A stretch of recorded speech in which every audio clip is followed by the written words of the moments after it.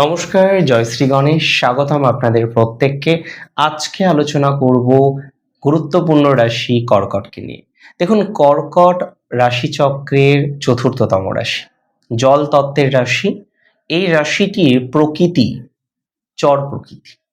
কর্কট রাশির জাতক জাতিকারা জীবনচক্রে প্রচুর সাকসেস জীবনে পায়, প্রচুর সাকসেস পেতে পারে, কিন্তু কিছু বিষয় নিয়ন্ত্রণে রাখতে হয়। প্রচুর পরিমাণে পরিবার বৎসল, পরিবারের প্রত্যেককে অত্যন্ত ভালোবাসে, সেটা আমরা সবাই বাসি, কিন্তু কর্কট একটু বেশি বাসে। পরিবারের প্রতি অত্যন্ত যত্নশীল, দয়ালু এবং তীব্র সংবেদনশীল মনের মানুষ হচ্ছে কর্কট। আপনারা পরিবারকে সবচেয়ে বেশি ভালোবাসেন এবং অন্যের দুঃখ দেখলে খুব সহজেই আপনার মনটা গলে যায়। যে মানুষটি আপনাকে একটা সময় হয়তো চরম ক্ষতি করেছে, যে মানুষটি চরমভাবে আপনাকে ডিস্টার্ব করেছে, আজকে গিয়ে সেই মানুষটির কথা ভাবছেন আপনি।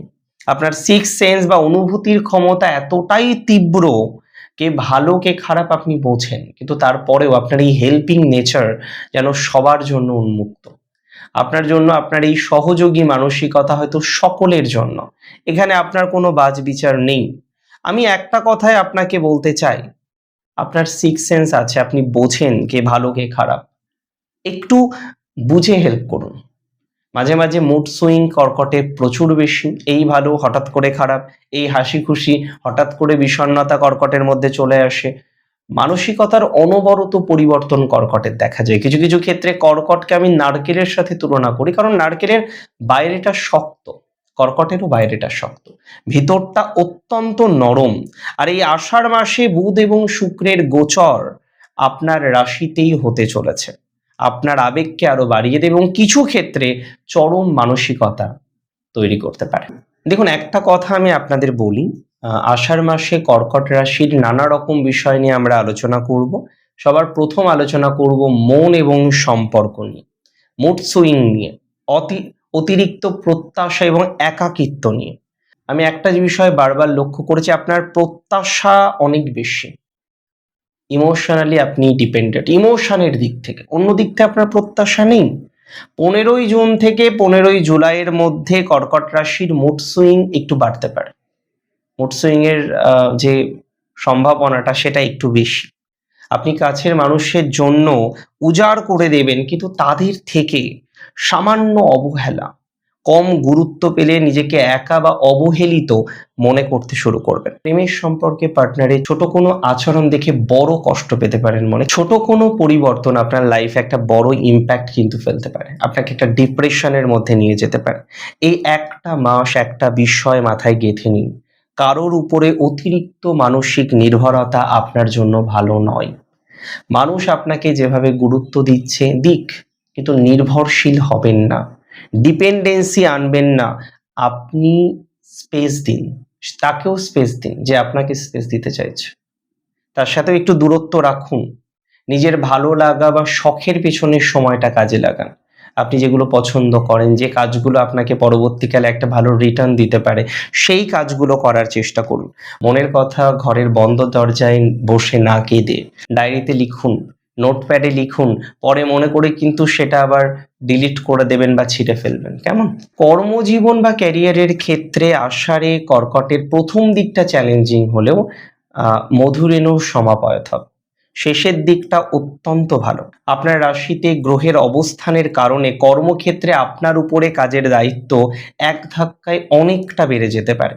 পরিশ্রম করেও হয়তো কাজের মূল্যায়ন কিছু কিছু ক্ষেত্রে সঠিকভাবে পাবেন না। আপনার বসের উপর একটু রাগ আসতে পারে, আপনার অভিমান তৈরি হতে পারে, ক্ষোভ তৈরি হতে পারে। সহকর্মীদের কেউ কেউ আপনার সরলতার সুযোগ নিয়ে আপনার করা কাজের ক্রেডিট নিজের নামে চালানোর চেষ্টা করতে পারে। আপনার মানসিক অবসাদ বাড়তে পারে, কিন্তু সেটা 22শে জুনের পরে ধীরে ধীরে ধীরে ধীরে মিনিমাইজ হয়ে যাবে। অফিসে নিজের আবেগকে নিয়ন্ত্রণে রাখুন। বসের সাথে যখন আপনি কথা বলছেন, কোনো রকম যুক্তি বা তর্কে না গিয়ে পেশাদারিত্ব বজায় রাখার চেষ্টা করুন। একটা কথা মাথায় রাখতে হবে, কর্কটের ক্যারিয়ারকে যদি স্ট্রং রাখতে হয়, বসের সাথে আননেসেসারি কোনো আর্গুমেন্টে যাবেন না। তর্কে না জড়িয়ে পেশাদারিত্ব বজায় রাখার চেষ্টা করুন। আপনার আইডিয়া বা প্ল্যানিং সবার সামনে খোলার আগে লিখিত প্রমাণ রাখুন। আপনার আইডিয়া বা কাজের কোনো রকম প্ল্যানিং সবার সামনে যখন আপনি জানাচ্ছেন, বলছেন, লিখিত একটা প্রমাণ রাখুন। কাজের জায়গায় অতিরিক্ত ইমোশনাল অ্যাটাচমেন্ট ত্যাগ করে প্রফেশনাল হন।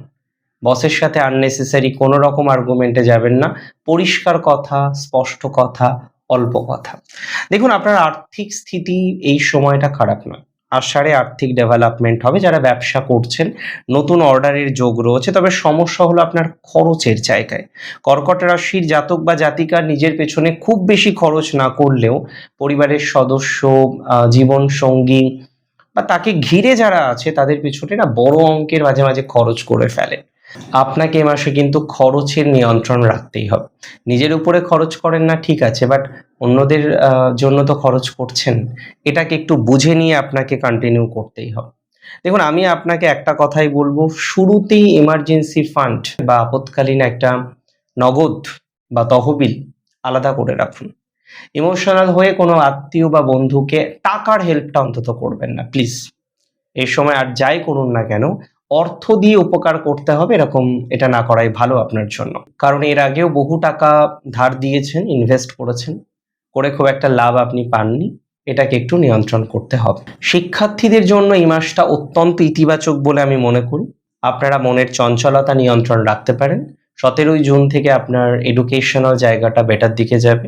সরকারি চাকরি পাওয়ার ক্ষেত্রে কর্কটের সময়টা অনেকটা বেটার দিকে যাবে বলে মনে করছি।